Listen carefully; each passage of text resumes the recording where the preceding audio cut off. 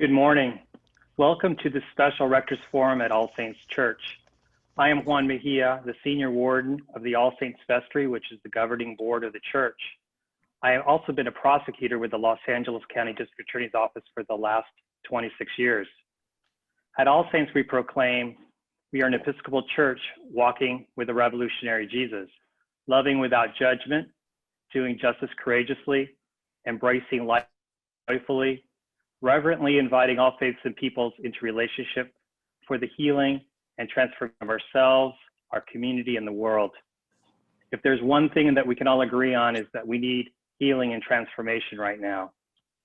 A district attorney certainly cannot cure all society's ills, and we depend on the person holding this office to be courageously just and in the performance of their duties to share in that work of healing and transformation. We have invited to our Rector's Forum this morning the two candidates for district attorney in Los Angeles County to answer questions that spring from our desire for courageous, transformative justice and to give you a chance to ask questions that are on your hearts. We're grateful that both our invitations, that both Jackie Lacey and George Gascón have accepted our invitations. Ms. Lacey is the current LA District Attorney for Los Angeles. Mr. Gascón was a former district attorney of San Francisco. Before we begin, I'd like to do a little bit of housekeeping. Every week at the Rector's Forum, we have a partner in love. This week, our partner in love is the Anti-Recidivism Coalition. ARC works to end mass incarceration in California and empowers formerly and currently incarcerated people to thrive. Please see the link in the chat to donate and help support their mission and work. And now I'd like to introduce our panelists. Patricia Coulter is a civil rights leader and past president of the Pasadena League of Women Voters. She's also a member of the All Saints Vestry. Elizabeth Lashley-Haynes has been a Los Angeles County Deputy Public Defender for the last 18 years.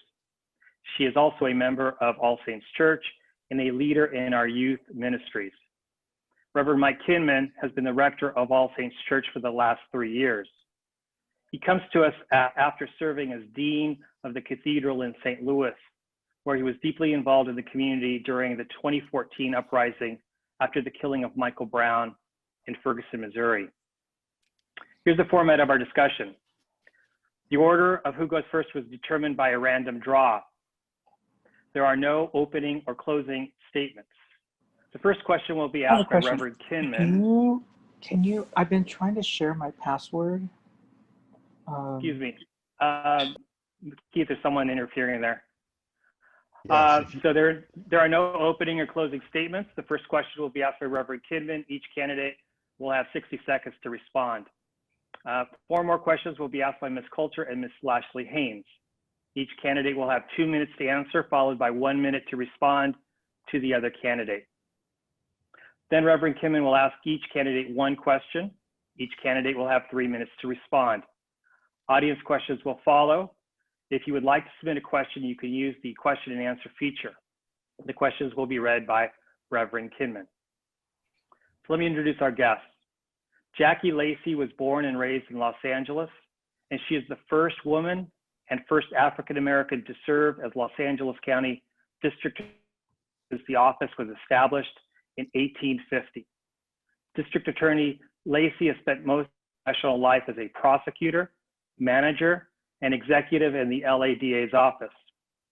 She was first elected as the 42nd District Attorney in 2012 and re-elected in 2016 without opposition.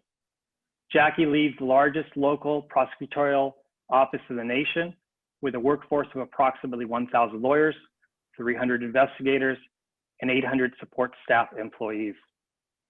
George Gascón is a Cuban immigrant and an Army veteran raised in Southeast Los Angeles, most recently serving as San Francisco's DA.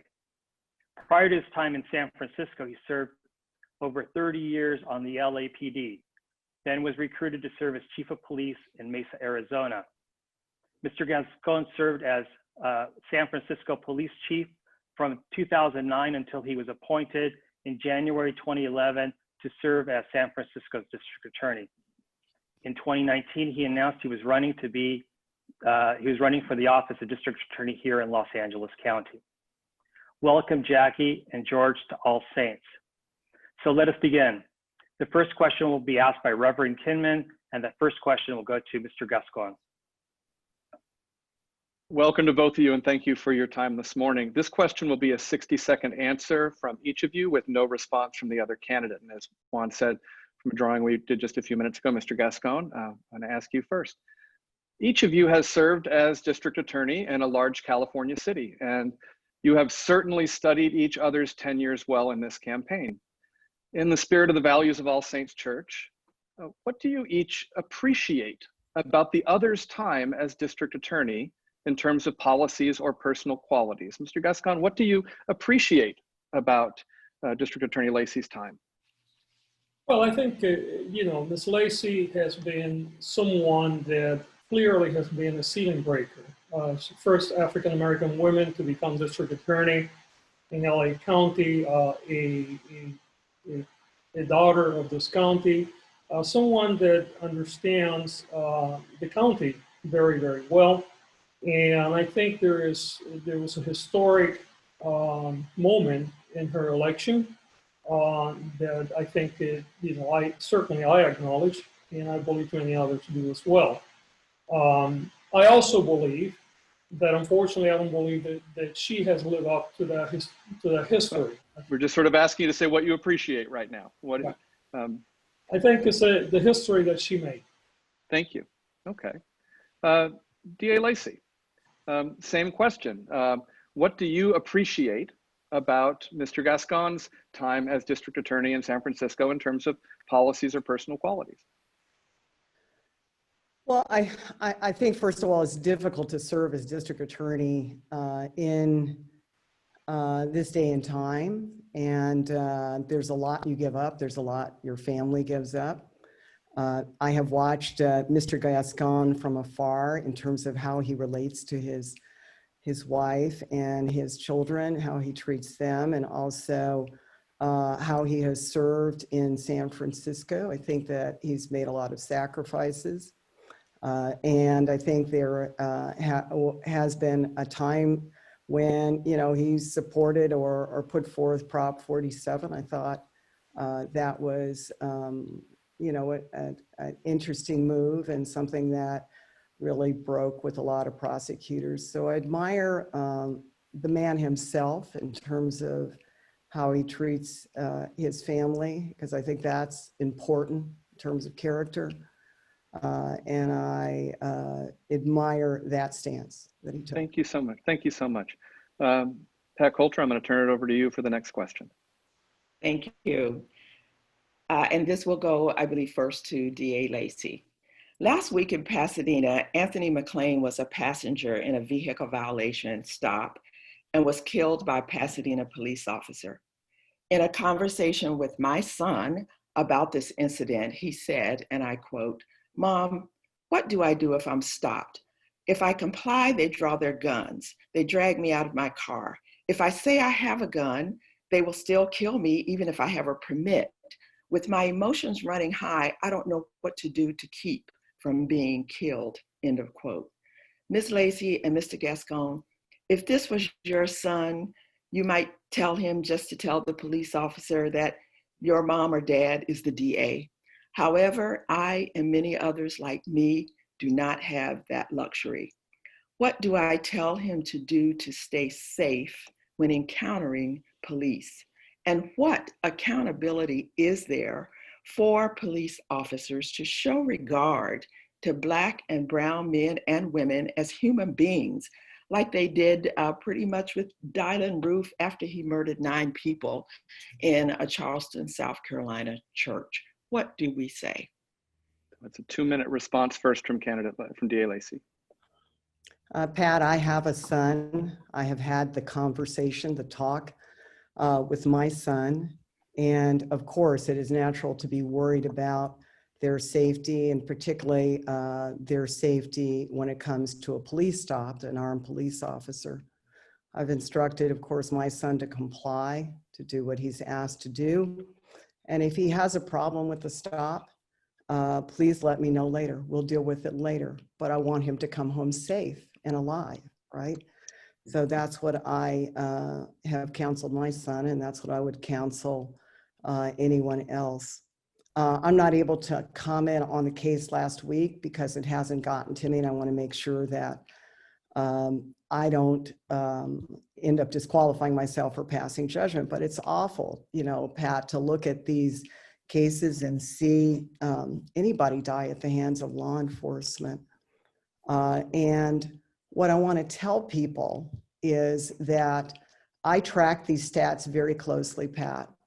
And whereas in 2015, when I first came on, countywide, all of the 48 police agencies, there were approximately 56 people who died at the hands of the police.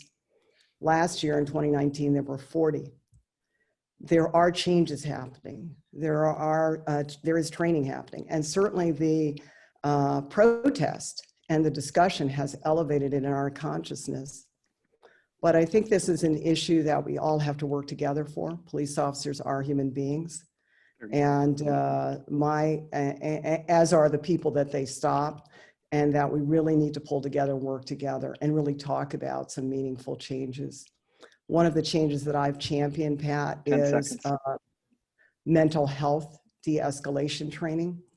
I published the Blueprint for Change, and since the Blueprint for Change, we've trained in the DA's office 2,000 officers on de-escalation training, especially when they encounter someone with a mental health issue. Thank you, DA Lacey.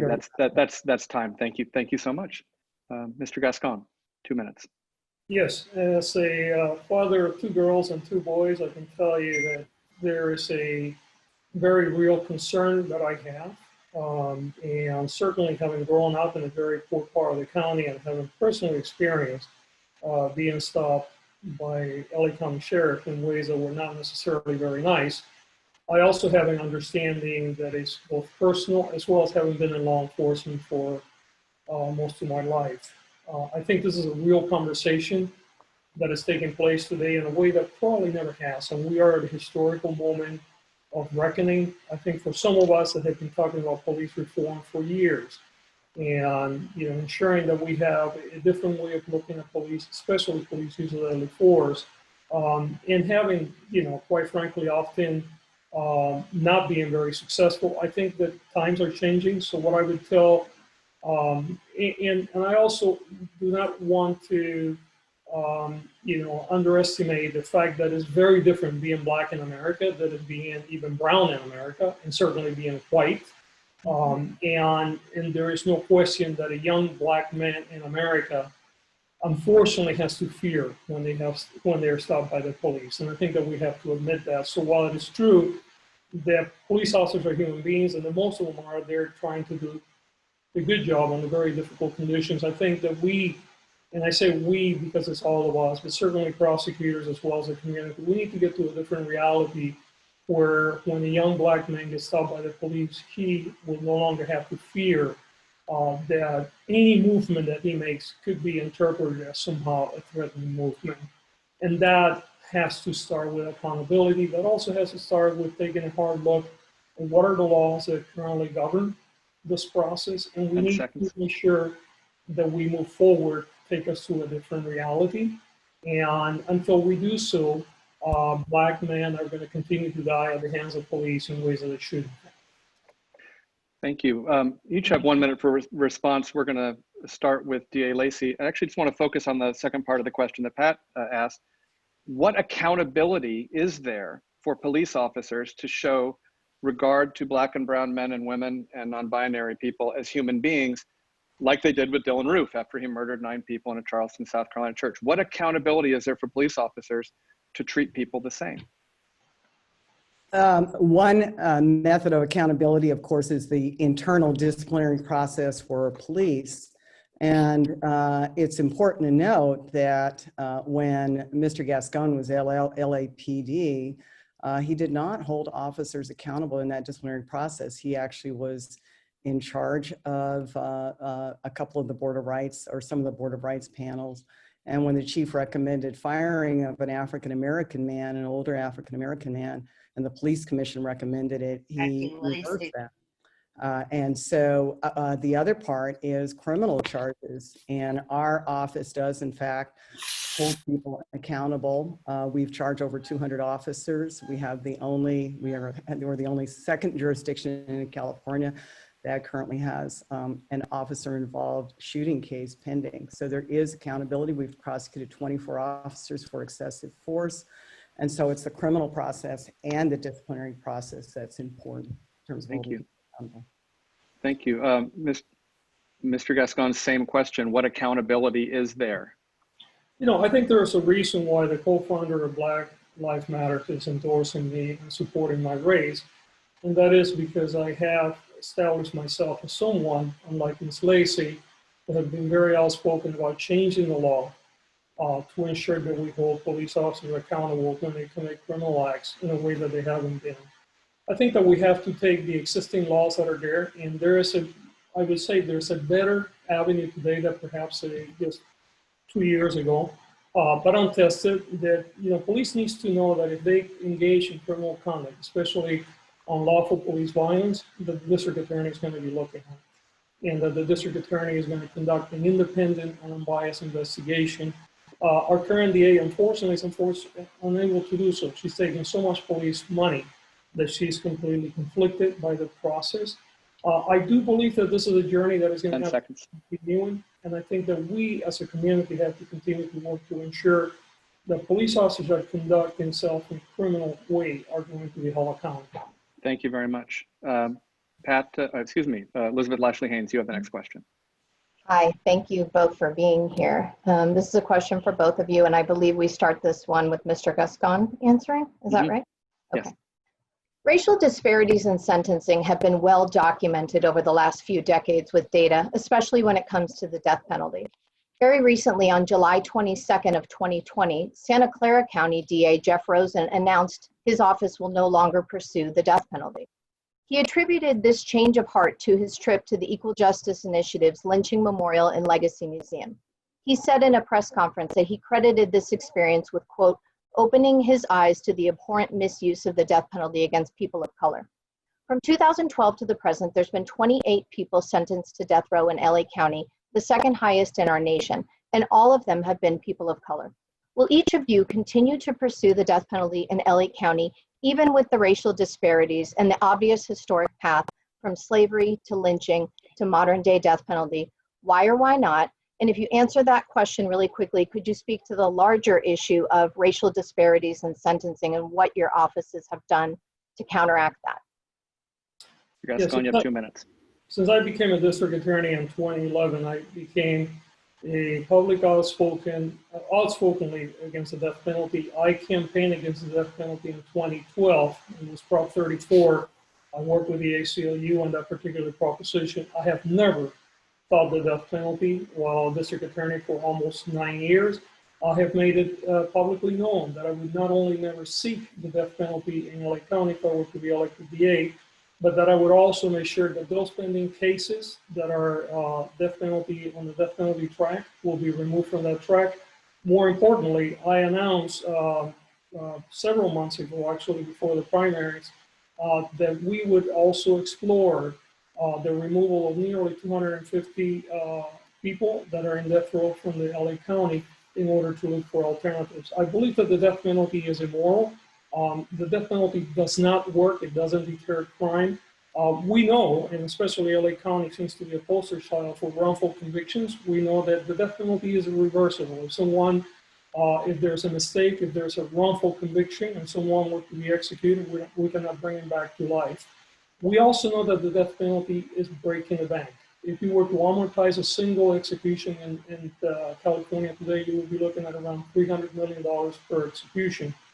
And we also know, as you pointed out, that it has been so disparately used. In LA County, again, is a perfect example. In fact, LA County has put more people on death row than Ms. Lacey that several southern states put together. So we know that it doesn't work. It doesn't deter crime. We know that it could be, that a wrongful conviction could have dire consequences. We know that it's disproportionately used, and we know that it's way too costly and that we can do much better for our safety and our communities. So I would definitely not use the death penalty. Thank you. Elizabeth, Lacey. yes, that's different from his answer in 2011. And as reported, when he first got appointed as DA, he was in favor of the death penalty. It was Kamala Harris who refused to impose the death penalty. But there are quotes from Gascón in the San Francisco Chronicle in which he said he would seek it, and he would seek it for the worst of the worst. And so that's inconsistent with what he's saying now. That's inconsistent. He was 50-something years old. That's actually inconsistent with him saying it's a moral issue. Why was it a moral issue back then?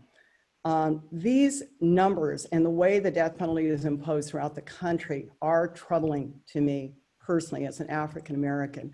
And that's why when I took over this office, I made sure that the directive to my DAs was, look, don't seek the death penalty unless it is the worst of the worst. And so in cases like Gabriel Fernandez, an 8-year-old, tortured, burned, 12 broken ribs by a 270-pound man who didn't like Gabriel because he thought he was gay.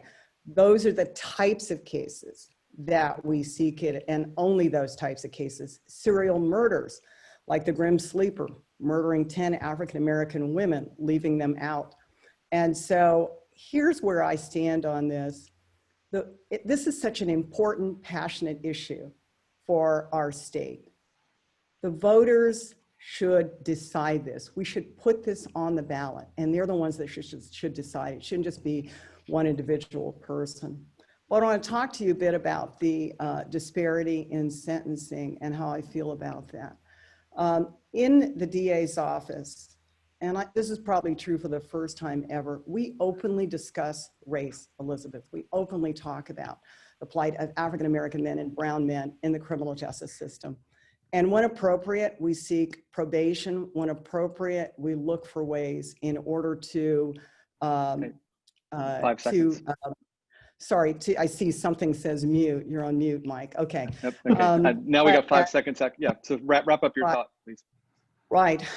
Here's what you get with me. You get fairness, and you get, with regard to sentencing, we do our best to make sure that we focus in on the criminal act and make sure that racial bias is not part of our decision in deciding these issues. Thank you. Mr. Gascón, you have a 1 minute to respond, and then Jackie Lacey, you'll have another minute. Yeah, I think that, the problem that we have is, unfortunately, we live in a world now where alternative facts are becoming part of the national dialogue. And Ms. Lacey has a problem with the truth. She's the only one in this room that I'm aware that actually under oath was caught lying during a deposition. She is someone that continues to stress the truth, and you are continuing to hear her evolution of her conversation as this race gets a little tougher every day. The fact is that I campaigned for Prop 34. The fact is that I have never fought the death penalty. The fact is that I have made a commitment not to use the death penalty. Those are out there for the record. We simply have a person that has a little bit of a problem with the truth, and unfortunately that seems to be part of the national dialogue today. DA Lacey, how would you respond? You have 1 minute. There are so many lies that Mr. Gascón has told, I can't count them all. But he is inconsistent.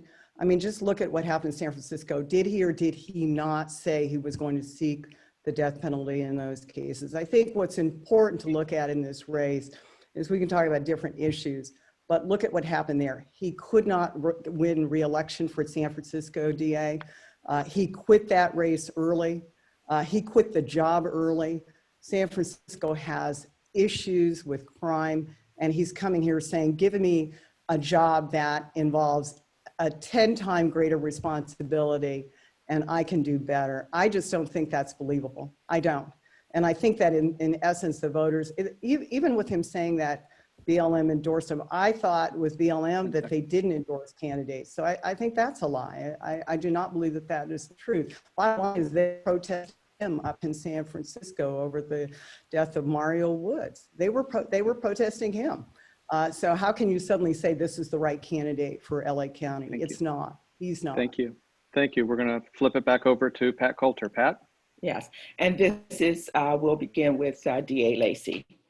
How can a DA remain impartial if they accept money from police unions? Can you see at least the appearance of a conflict of interest here? For example, accepting money from police unions gets connected to these facts. For you, DA Lacey, over the last 8 years, while you have accepted contributions from police unions, hundreds of people have been killed by on-duty law enforcement or died in custody in the county. And only one officer has been charged for shooting an unarmed Black or brown person while on duty. Likewise, Mr. Gascón, no police were charged in shooting Black and brown people when you were accepting money from police unions as district attorney in San Francisco. So how do you respond both to the issue of accepting money from police unions and the refusal to file criminal charges against officers? Pat, first of all, it's about the facts of the case. It is not about accepting money. I accept contributions from all unions. The most anybody can give me directly is $1,500. And I have an independent group in the DA's office that makes the decisions and advises me on how to come to decisions on police shootings. In these cases, they are difficult, Pat, and we spend a lot of time looking at cases, looking at the facts. The truth of the matter is that we have an elite unit that evaluates those cases that have nothing to do with me as an elected leader, in the sense that they are not influenced by unions and they're the ones that make recommendations to me. It's a fallacy. It's a fallacy to believe that someone calls up because they gave you money to get elected to influence a decision. Mr. Gascón has some money from the Bay Area billionaires who put together a PAC in order to put him in there.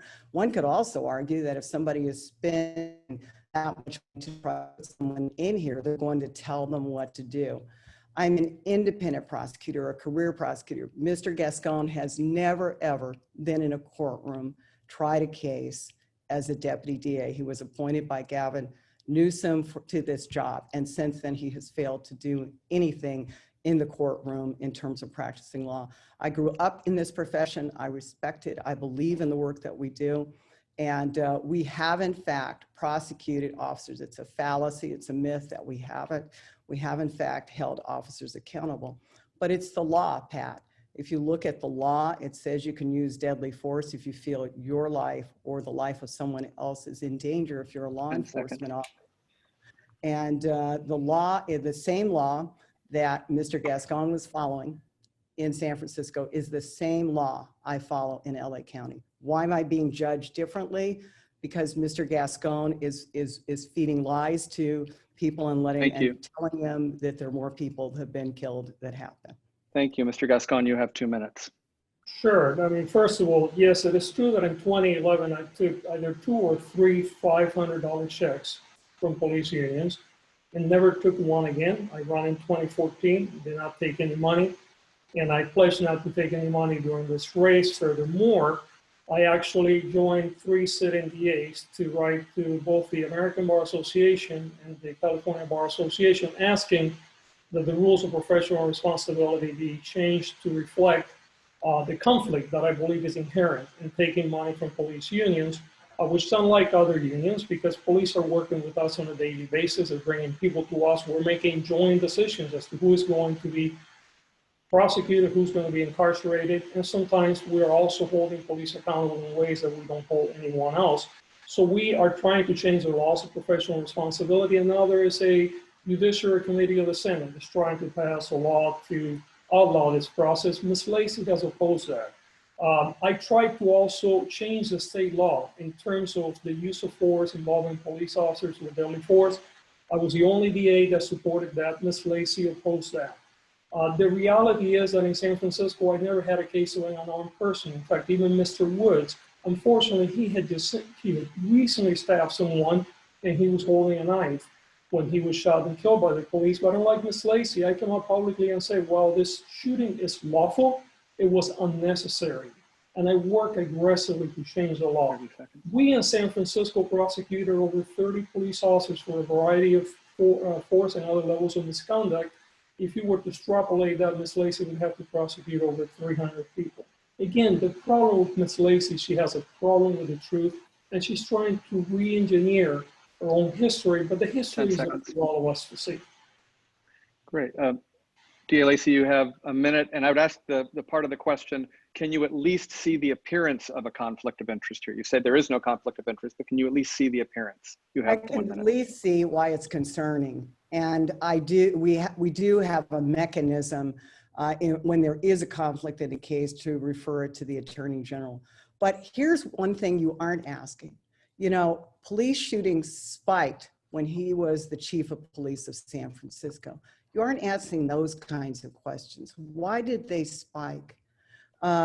Mario Woods is just one case. What about Mr. Luis Longorio Pat? What about that case? What is the excuse in that case? That man was coming from a soccer game and he was shot and killed. The important thing to remember is these cases are very tough. And Reverend Kinman, you mentioned you came from the jurisdiction where Michael Brown was shot. Yet again, a third prosecutor looked at that case just 2 weeks ago and came out with a no filing. These cases are tough, they are difficult, and I do the best I can, and I'm sure most prosecutors do the best they can to come out with a just decision. Thank you. Mr. Gascón, how would you respond to the questions that DA Lacey's asked you? Yeah, well, first of all, let's say that Ms. Lacey had about 2.2 million reasons not to prosecute police officers who are in the primary, and she may have as much as 4 million reasons not to continue to do the same thing. Again, you know, she's wrong on the facts. Mr. Gongora was not coming from a soccer match, and Mr. Gongora had a knife, and he unfortunately went in the direction of the officers with a knife. And again, this shooting, much like the one involving Mario Woods, was shootings where I was unable to prosecute not only myself, but also the Justice Department, because I shared those cases, because the individual allegedly had a knife and allegedly was launching at the officers, but I also made the same public statement that that was an unnecessary shooting. The problem continues to be that unlike the cases that I face, where we have people that were armed, even if they were unnecessarily shot. 10 seconds. Ms. Lacey has had people that were unarmed, where the chief of police even in one case asked for her to prosecute the case, and she refused to do so. We had another case with a CHP officer beating an elderly black woman on the freeway, where she came up with excuses as to why that wasn't allowed. Thank you. That's 1 minute. Thank you. Liz, you're up. Thank you. I've lost track of who goes first. Mike, maybe. I believe Mr. Gascón gets this question. Okay. To both of you, the sight of an officer holding his knee on George Floyd's neck for more than 8 minutes until he died triggered nationwide protests that began in May, and there is a growing movement to, quote, defund the police. According to an LA Times recent article on August 12, 2020, California voters overwhelmingly support sweeping police reforms. Recently, the LA County Board of Supervisors voted 4-1 to put a charter amendment on the November ballot for voters to decide whether or not to divert as much as $490 million per year to be spent on homeless services, rental assistance, jail diversion, mental health diversion, job training, youth programs, and access to capital for minority-owned businesses. If passed by voters, this amendment would prohibit such funds from being used or redistributed through law enforcement or correctional agencies, including the LA County DA's office. What are your thoughts on defunding the police, and do you support this amendment? Why or why not? Yeah, so first of all, yes, I support it. But number one, let's kind of go back a little. In 2014, I was one of the co-authors of Prop 47. Ms. Lacey, by the way, called it an interesting proposition. It wasn't interesting. It's actually taken $500 million away from the Department of Correction. It has put it back into the counties and cities. In fact, LA County and LA City collectively have gotten over $50 million from Prop 47 money to go to mental health services and other intervention services.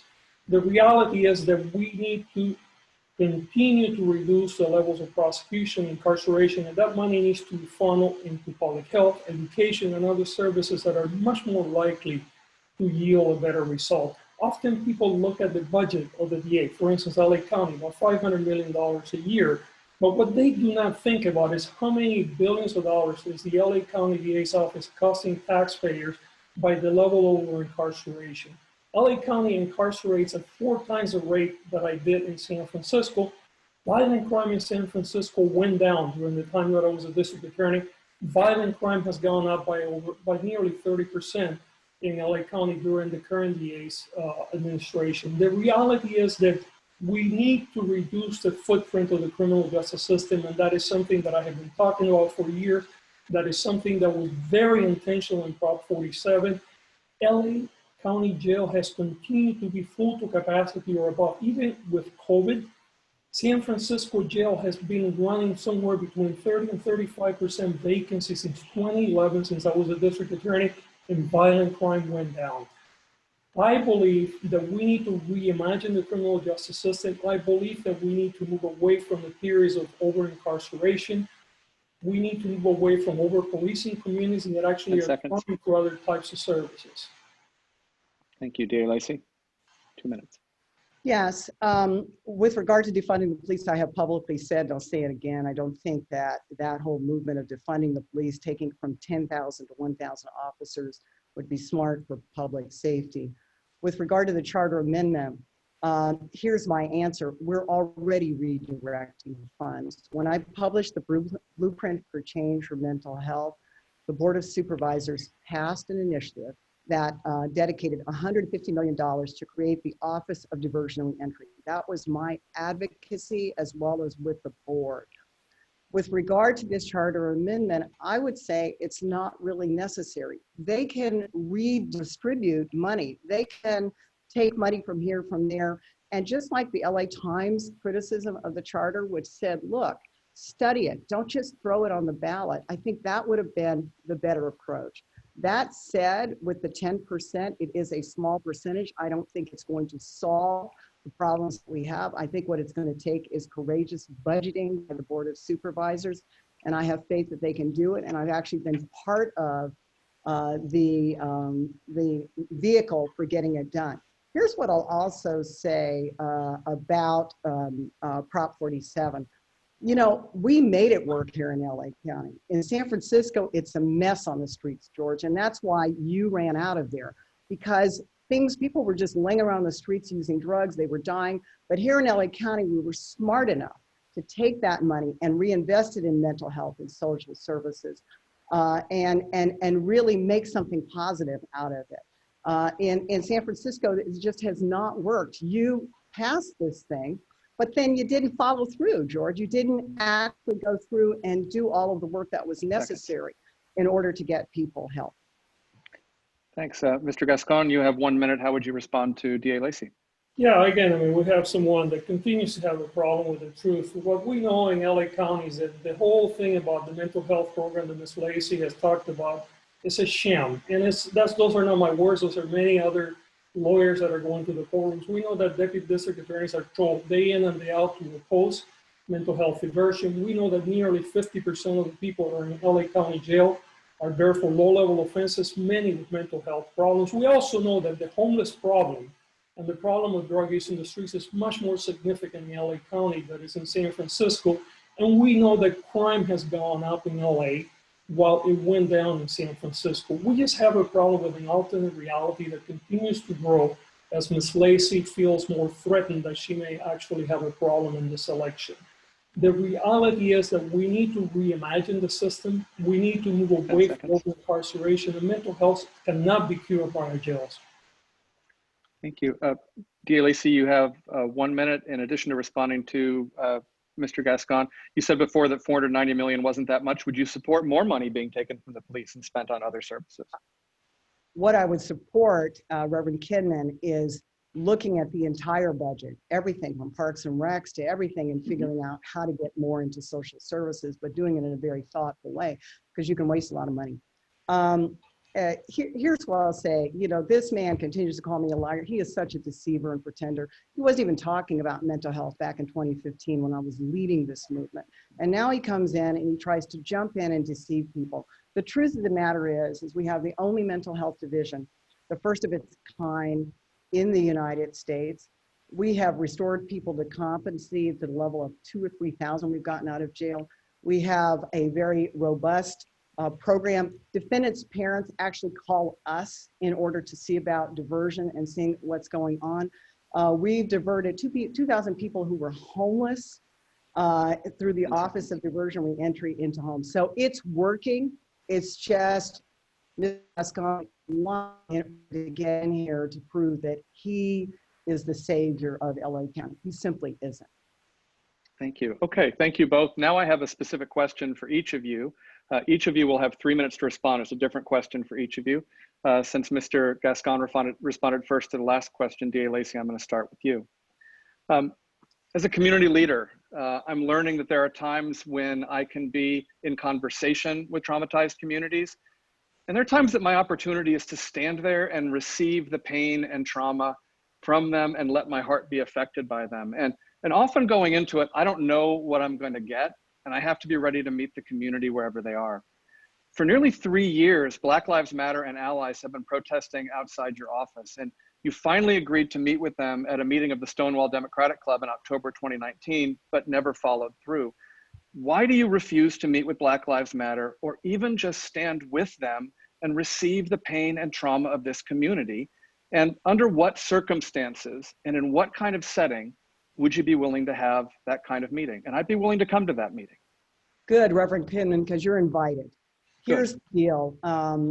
At the Stonewall meeting, I did agree to meet. I reached out to an intermediary to Melina Abdullah several times in November and December and said, can we sit down and plan this out? And each time she kept coming up with an excuse and moving the ball. I've always remained open to meeting with. I have in fact met with Black Lives Matter. I have in fact met with mothers whose children who have been murdered by the police. But the issue is, Reverend Kinman, is is the structure of the meeting. Let's talk, let's have a dialogue. We had a town hall where there was a lot of screaming and yelling and I wasn't even allowed to say anything. So the invitation is still there, Reverend Kinman, and if you can broker that, you're a hero, because I have tried to reach out, but it's always, it's got to be 50 people. It's got to be chaos. It's got to be them yelling, screaming, but my invitation remains open. I feel that that is the only way we are going to get there, is to sit down and talk about it. And I remain open. Reverend Kinman, you don't know me, but if you talk to my lawyers, they'll tell you I'm extremely open to dialogue. I always have been, but a scene where people are screaming and yelling is not going to be productive to us getting results. But I would say sometimes it's a different kind of production. Sometimes I've found that it's productive to be in a space where people are venting their pain and anger, so I can be with them in that space.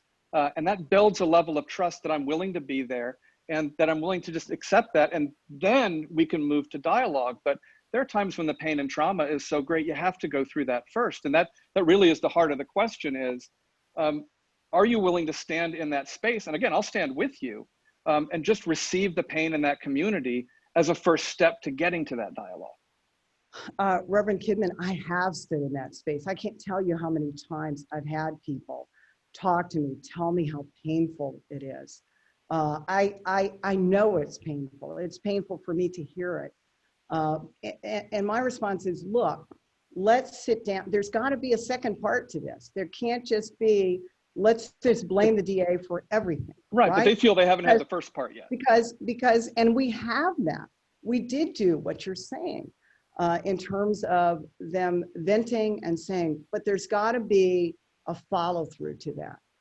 The pain is real, venting is important, but let's talk about where do we go from here? How can we continue to make improvements so that people don't die in the streets, so that people don't die at the hands of the police? And that's all I'm saying is, let's sit down with structure and talk about it, listen to one another, and really pay attention to one another.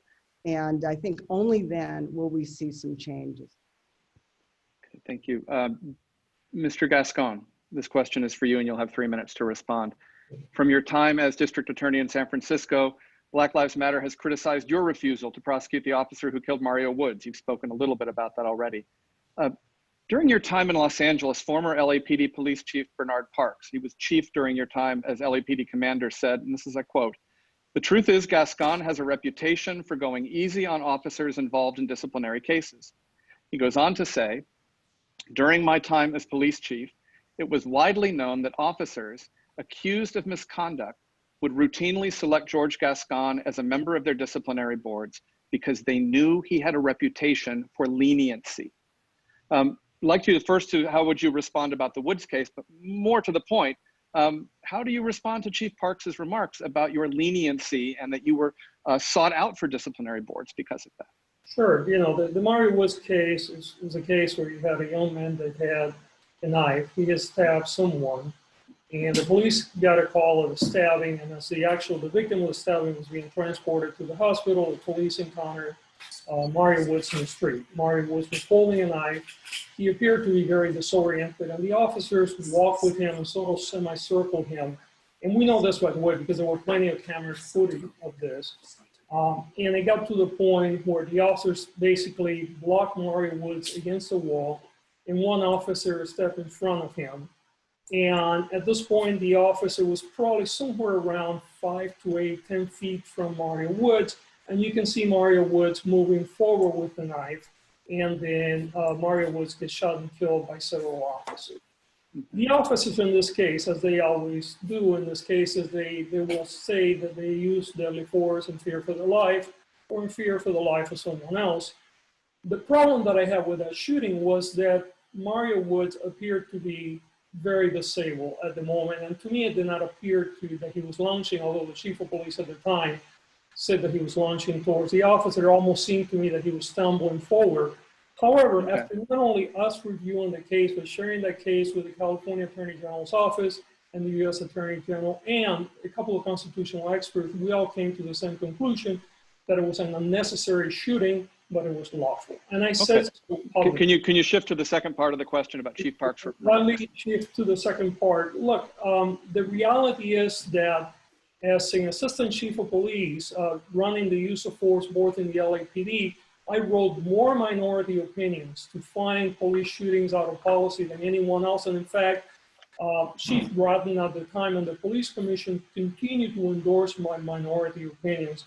I don't want to get into a historical argument with the chief that actually was ousted because he provided misleading information to the police commission and he refused reform and he fought the efforts to have a consent decree and trying to relive the history of 30 years ago or 25 years ago by someone that actually was ousted for the agency. So are you saying he's lying? History. What I'm saying is that you need to look at the history. You need to look at the work that I did as an assistant chief. You need to look at what I've done as a police, as both a police chief and what I did as a DA, is implementing a blue ribbon panel to investigate police misconduct, starting the first independent investigation bureau in the state to investigate police shootings. My public stance concerning reforming the law, the only DA in the state to talk about supporting a law that would change the way that we deal with police force. So, but if we've got a police chief saying these things and at a time of growing distrust between the people and the police, why should we trust you when you say you're going to be a reformer? I think you need to look at the history. I think that you need to look at my time as a district attorney. I think you need to look at my time as a chief of police. You need to look at my time as assistant chief of police for the LAPD. Look at the work that I have done. That work is cataloged, it's there. The fact that I'm the only district attorney that supported a change of the law concerning use of force and say so publicly is there for everyone to see. Thank you. We're now going to move to questions from you, the audience. Our Senior Associate for Peace and Justice in the Office of Creative Connections, Juliana Serrano, has been going through the questions you've been submitting in the Q&A feature, is funneling some to me. In some cases, she may be combining several of them. We're going to try to get through as many of these as possible. And the time left, so I'm going to ask your responses to be brief and to the point. And so maybe sort of a minute each to each of you. First, and we can start off with DA Lacey. And both of you will have a chance to answer this. What can you do to support the California Values Act by protecting immigrants from detention and deportation? Well, I am not as familiar with the California Values Act, but anything that protects immigrants, I'm in favor of. Immigrants, we rely on them for a lot of our cases. We want them to feel safe when they come to court, and we have in fact done our best to protect them when they do come to court. And so I want, obviously look more at that California Values Act to see what it's about. But I can tell you that in our office, we have a lot of respect for immigrants. We started an Ontario fraud unit, and we continue to reach out to immigrants. One other thing, Reverend Kinman, he said he was the only person that supported the change of law. I supported the change of law. And I wanted you to know that in terms of use of force. So he wasn't the only one. I was the other DA, and I want to make sure that record is correct.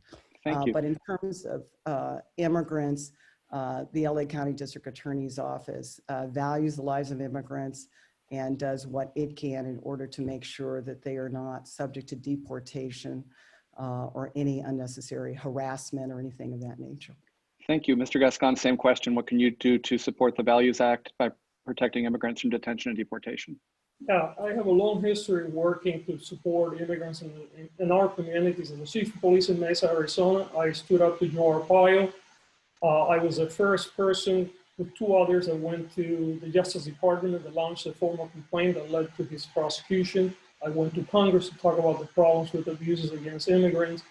As a chief of police, I consistently work with immigrant communities. As a DA, I was the sponsor for a law that took both sides, the defense and the prosecution, away from being able to talk about somebody's immigration status in front of a jury without having, first of all, the approval of the in-camera hearing by the judge to show there was materiality to it. We created a process where we ensured that we would have immigration safe pleas when I was a district attorney. And we also helped some people take pleas back when they were now facing potential deportation, something that LA County generally fights. I believe that it's really interesting that Ms. Lacey said she supported the law when in fact she didn't until the law was reduced in the import and by police unions, and then she supported what became a watered down bill. Thank you. I'm going to stick with you for the next question, and then I'll go back to DA Lacey. What will you do to ensure LGBTQ+ community members, particularly immigrant and trans members of color, who often fear contact with police, feel secure in interactions with police and prosecutors? I will do the same thing that I had done in the past, and that is why I have the endorsement of Stonewall, which is the largest LGBTQ democratic club in the nation, and why I had the support of the LGBTQ community in San Francisco. I work with the community, number one, to ensure the hate are prosecuted. Number two, I work with the community to make sure that we provided public information and open up the doors of the district attorney's office to make sure that people felt comfortable coming in. I created an advisory committee, both as the chief of police and later on as a DA, for LGBTQ members of the community to come in and dialogue with me on a regular basis to talk about the issues that were impacting the community. We provided public information. We engaged in public information campaigns. We prosecuted hate crimes. And we made sure that our home was a welcoming home for the LGBTQ community, as well as our recruitment efforts being very intentional to make sure that we had adequate representation for the community. As a district attorney in LA County, if I were to be elected, I would be doing the same work. Thank you. DA Lacey, same question. What will you do to ensure LGBTQ+ community members, particularly immigrant trans members of color, feel secure in interactions with police and prosecutors? All right, as a hate crimes prosecutor, of which my opponent has never been, he's never been a prosecutor in the courtroom, I understand the value and the fear that people with the LGBTQ community might have when talking with police and others in the justice system. Our office has always been a leader in the outreach. When I was a hate crimes prosecutor in the 90s, I would go out and regularly talk to various different groups. Hate what she did to the yes, and explain wait till they see what Mike does to the staff. In terms of what we would do, we continue to do outreach. Just recently, we partnered with Senator Wiener to make a law fairer to those who are of the LGBT community with regard to statutory sex crimes, statutory rape. And so we've been very, very involved in that area and continue to do outreach. I have a community liaison who does a lot of outreach with the LGBTQ community, but I would assure them they have a partner in someone like me that respects their rights. Thank you very much. I'm going to stick with you for this next question, and I'll go back to Mr. Gascón. What reforms would each of you put in place to weed out officers with records of misconduct or mental health issues? Well, one of the reforms I would like to see happen is more mental health testing for law enforcement officers to ensure that they are healthy enough and well enough to deal with the challenges of the streets. That, to me, would be very important. I would also increase training of those who have de-escalation techniques. You know, as we go through a lot of our classes on mental health, one of the things we discovered is that officers oftentimes will disclose that they have trauma as we're talking about mental health de-escalation training. So I would continue to do that. I would continue to, of course, continue to support our Justice System Integrity Division, which is the unit that handles these cases, and continue to hold officers accountable according to the law.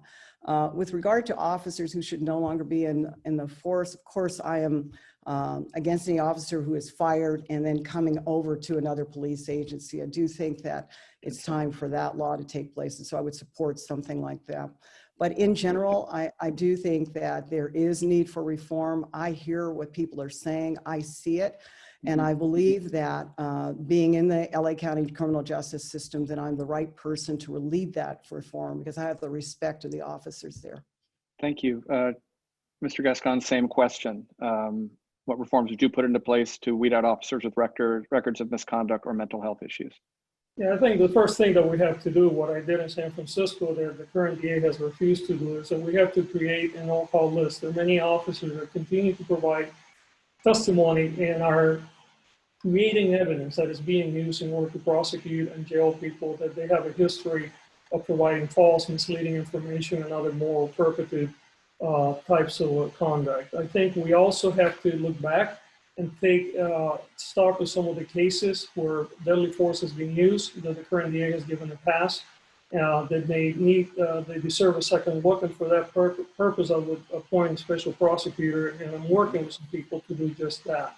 I think we also have to work on policy, certainly work with city councils, mayors, and the board of supervisors to make sure that our hiring standards for law enforcement officers in the county reflect the values of the moment, and that we make sure that A, people that are being screened in order to become a police officer are going through this type of background, but B, there's a continuous process to ensure if there are officers that for either mental health problems or for other reasons no longer belong in the force or need to be retrained or need to have some other level of intervention, that is occurring. But the bottom line is that we have to make sure that the officers that are arresting people on the street and are bringing people to the district attorney for prosecution need to be, their behavior has to be above reproach. They cannot have a history of lying, providing misleading information or racial bias.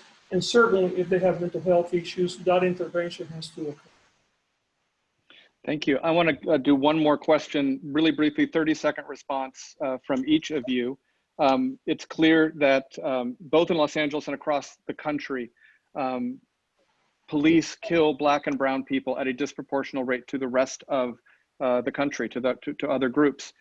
Name one thing that a district attorney can do that would have the most impact on changing this. Mr. Gascón, you first, 30 seconds. Yes, when we created the Independent Investigation Bureau in San Francisco, the number of police deadly force cases came almost to a halt. In fact, for nearly 2 years, I believe now, there has not been a single deadly use of force to my knowledge. And part of that was because we took over the investigations.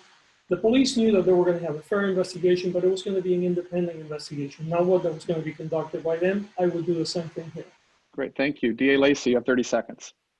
I think training is important. When District Attorney Gascón was the chief of police in San Francisco, he eliminated mental health training. And I think that that was a mistake, according to the behavioral health director.